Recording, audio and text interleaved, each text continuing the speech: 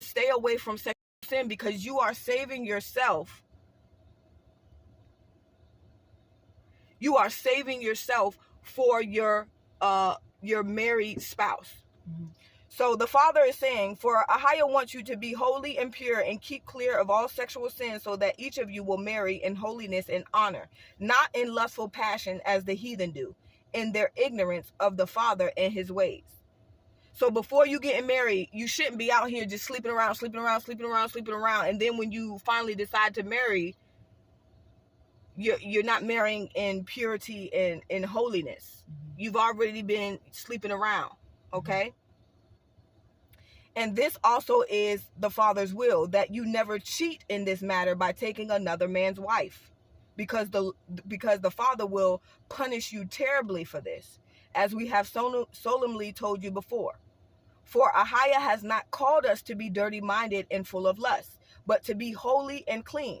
If anyone refuses to live by these rules, he is not disobeying the rules of men, but of the Father who gives his Holy Spirit to you. Stop sleeping with people if you're not married. Number one, that's fornication.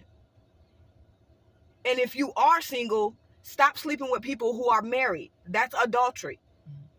And you will be severely punished if you mess with a man's wife. But that's what they like to promote in the world. I would rather mess with a married man. Ain't no commitment. You're committing adultery. Stop living by the views of man and start living by the views of the Father. You will be severely punished, whether it be through disease, or a lot of people lose their life because they want to touch somebody else's wife. Every man should have their own wife, and every woman should have their own husband. It's enough people in this generation in time where everyone should have one person for themselves. Okay? Stop sleeping with people who are married. Stop sleeping around if you are not married. That is not of the Father. He didn't create us to be filthy, dirty, lustful, greedy, sexual predators. That's what the heathen do. You are to be holy and pure and wait for your spouse. Then you give yourself completely to your spouse. Okay?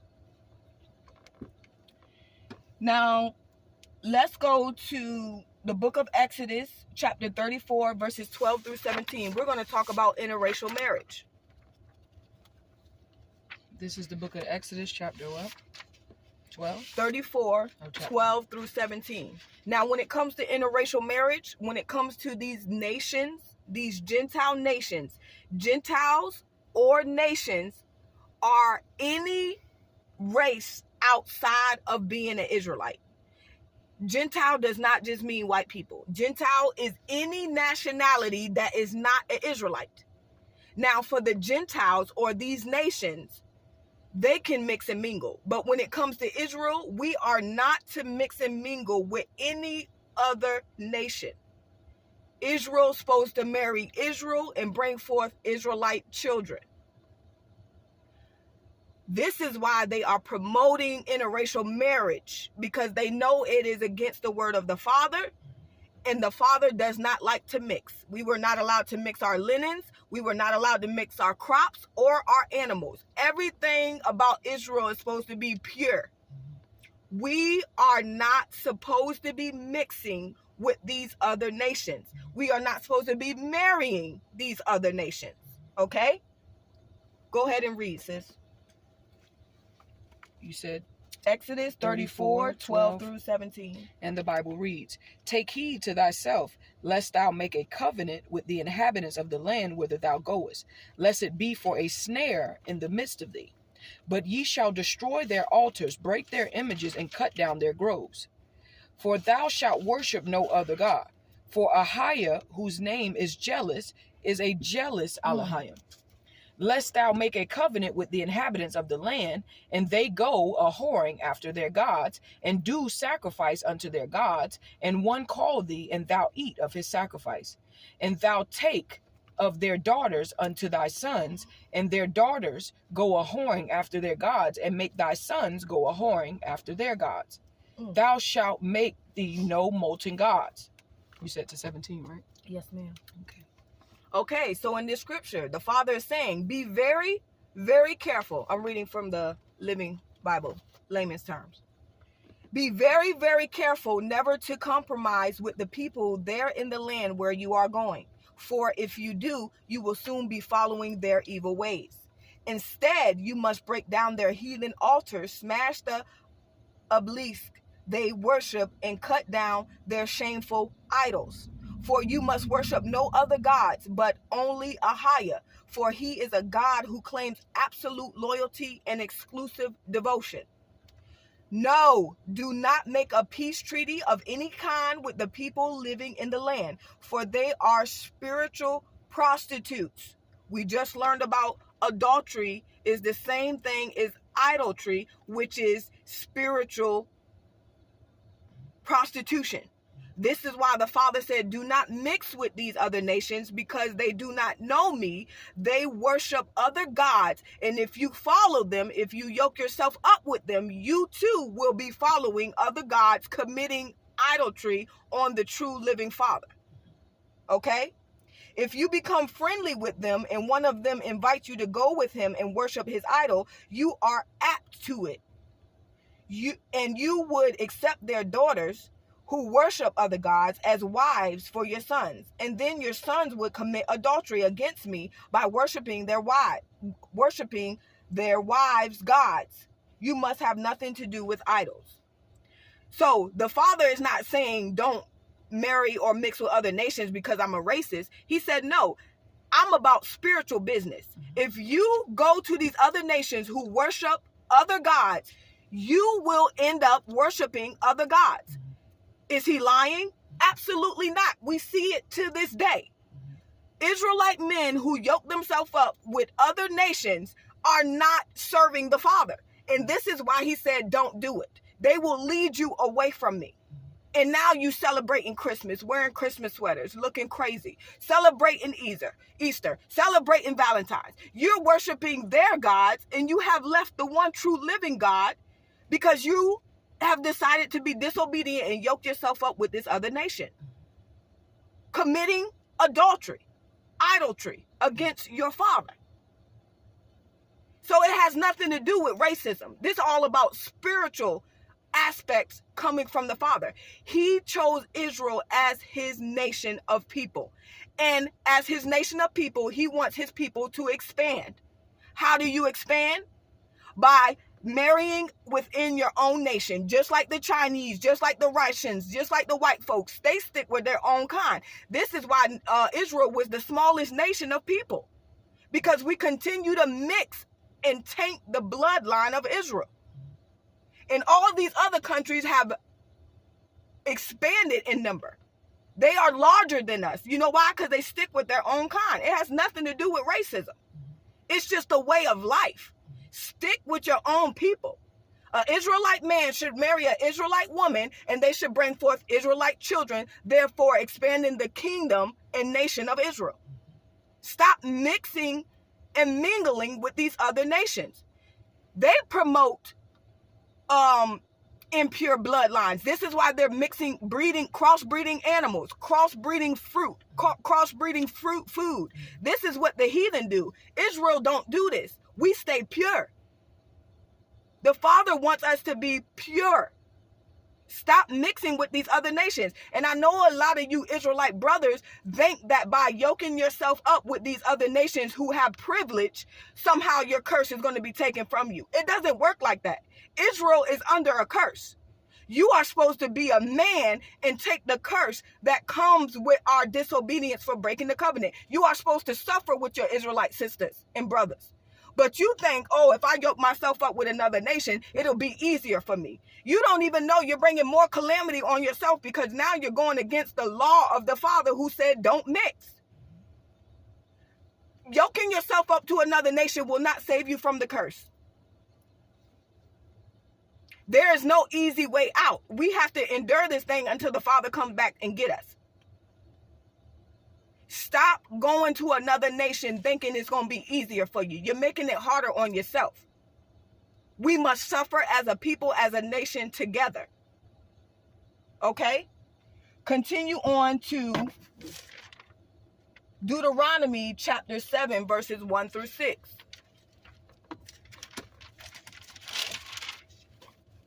Deuteronomy chapter 7, verse 1 through 6, and the Bible reads, When Ahiah thy Elohim shall bring thee into the land whither thou goest to possess it, and hath cast out many nations before thee, the Hittites, and the Girgashites, and the Amorites, and the Canaanites, and the Perizzites, and the Hivites, and the Jebusites, 7 nations greater and mightier than thou. And when Ahiah thy Elohim shall deliver them before thee, thou shalt smite them, and utterly destroy them. Thou shalt make no covenant with them, nor shew mercy unto them. Neither shalt thou make marriages with them. Thy daughter shalt thou not give unto his son, nor his daughter shalt thou take unto thy son. For they will turn away thy son from following me, that they may serve other gods. So will the anger of Ahiah be kindled against you, and destroy thee suddenly. But thus shall ye deal with them. Ye shall destroy their altars, and break down their images, and cut down their groves, and burn their graven images with fire. For thou art an Kadesh, or holy people, unto Ahiah thy Elohim. Ahiah thy Elohim hath chosen thee to be a special people unto himself, above all people that are upon the face of the earth. Ahiah did not set his love upon you, nor choose you, because you were more in number than any people, for ye were the fewest of all people. But because Ahiah loved you, and because he would keep the oath which he had sworn unto your fathers, hath Ahiah brought you out with a mighty hand, and redeemed you out of the house of bondmen, from the hand of Pharaoh, king of Mitzrayim, or Egypt. Okay. One more, my bad. Yeah, it's just 1 through 6. Okay, so it says, when the Father, your God, delivers them over to you to be destroyed, do a complete job of it. Don't make any treaties or show them mercy. Utterly wipe them out. Do not intermarry with them, nor let your sons and daughters marry their sons and daughters. That would surely result in your young peoples beginning to worship their gods. Then the anger of Ahiah would be hot against you, and he would surely destroy you. You must break down the heathen altars, and shatter the obelisks, and cut up the shameful images, and burn the idols. For you are a holy people, dedicated to the Father. He has chosen you from all the people on the face of the earth to be his own chosen ones. Okay? These other nations know exactly who we are. They know that we are the Father's chosen people. So what do? They send their women after our men to dilute the bloodline, and y'all keep falling for it. Stop. Also, our women. This is not just against men. Just like he said, it's the women too. Do not let your sons and daughters marry their sons and daughters. This has nothing to do with racism. It has everything to do with your soul and spirituality. Israel is under a curse. You might think it will be easy for you to yoke yourself up with another nation who is privileged right now.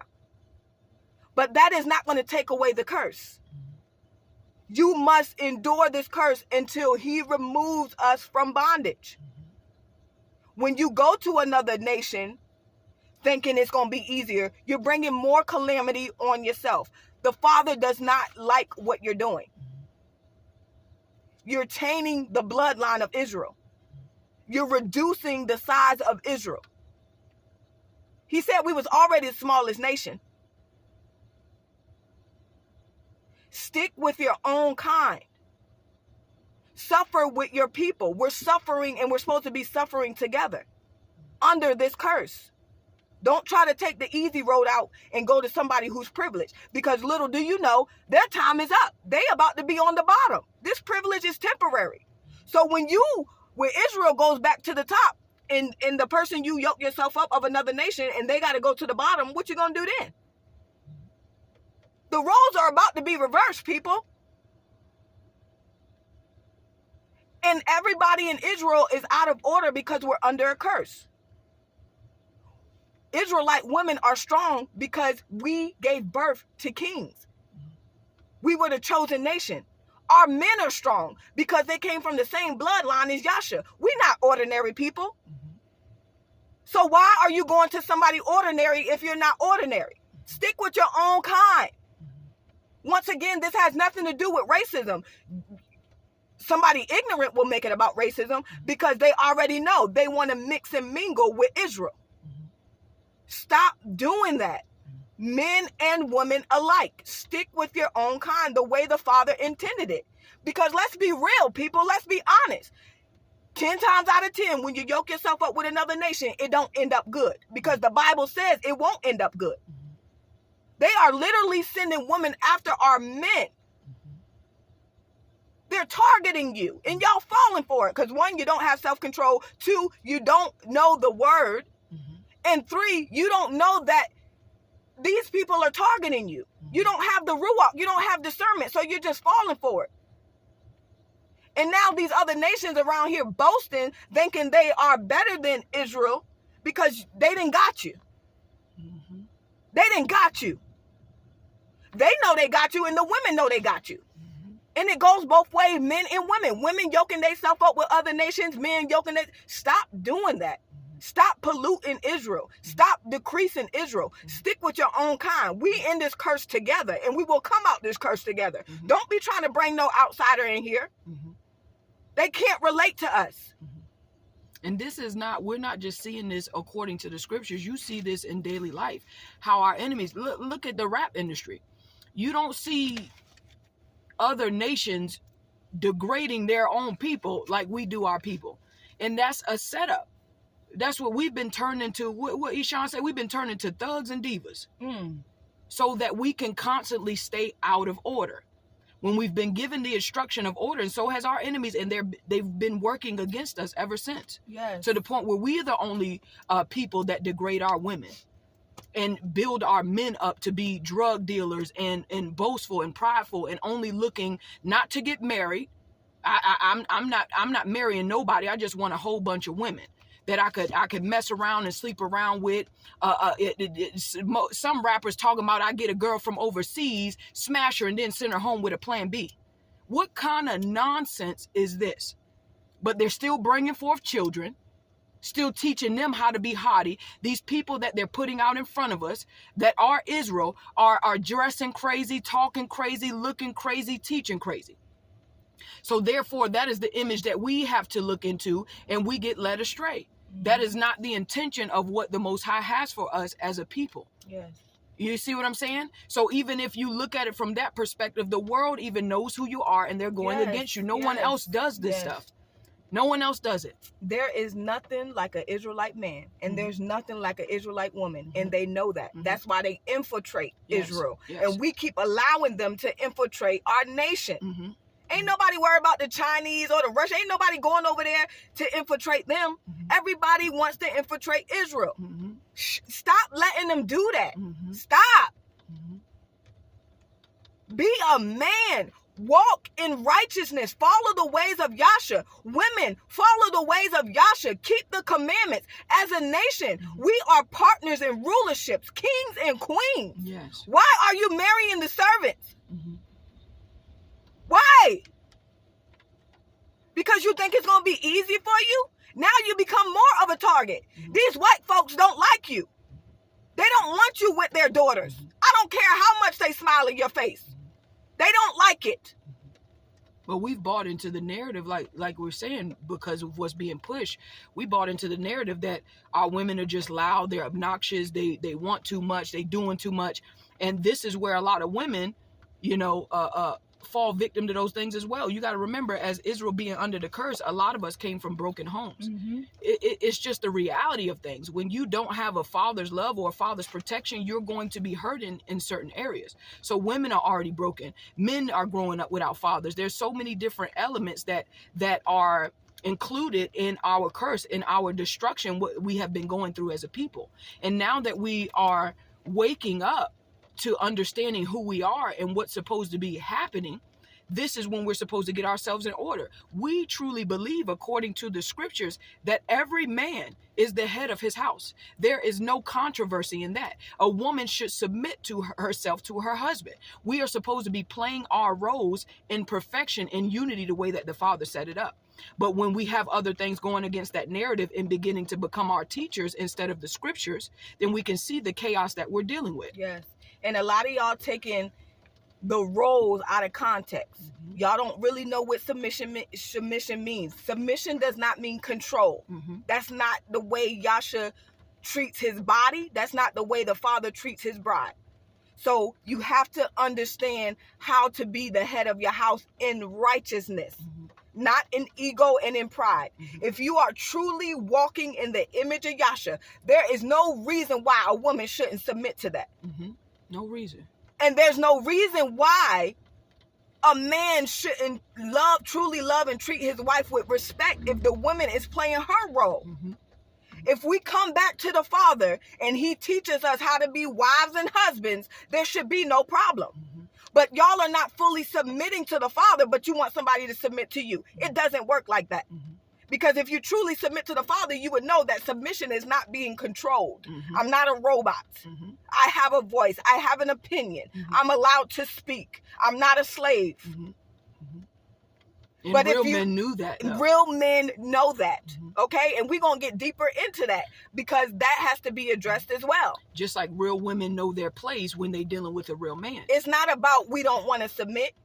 Give me something to submit to. Exactly. I'm not going to just submit to somebody who don't know what they're doing. That's not going to happen. No, you're not going to lead me astray. No, sir. Nor am I obligated to. I don't have to marry anybody. It's according to the will of the Father. If we want to remain single, then that's what we will do. But we will not submit to somebody who do not know how to walk in righteousness. They don't have the word. They're not keeping the commandment. You are not going to lead us astray, nor are you going to lead my family away from the word of the Father. That's not how it works. And neither should any man just submit to a woman because of how she looks or the way that she carries herself. A big portion of the Bible teaches our men against vain things, against beauty. Those are not things that you should be paying attention to because that is not the makeup of a woman. That is not her worth. This is just a gift. Some women have the gift of beauty. Some women don't. So that shouldn't be paid attention to. That might be a benefit for you, but that's not the main reason why you should be wanting a wife. Because not all boys are men and not all men are husbands. Come on. Just like not all girls are women and not all women are wives. It go both ways. We have to learn how to become these things and play our roles. And we learn those things by the scriptures. Again, if you have a man who's moving after the will of the Father, the woman should want to submit to that. It is her commandment to submit to that. You're not going to have a choice. You're not going to have a problem. Because women are looking for Christ in men. If you have Christ, the image of Christ, women going to submit. That's not a problem. But you want somebody to submit and you don't have the image of Christ on you. You just a worldly man thinking that you're entitled to a position that you haven't earned. That's not how it works. Your body parts don't make you a man. Living the way that Yasha did makes you a man. And we're going to get into that. We're going to come back with part 2. Okay, guys? Shalom.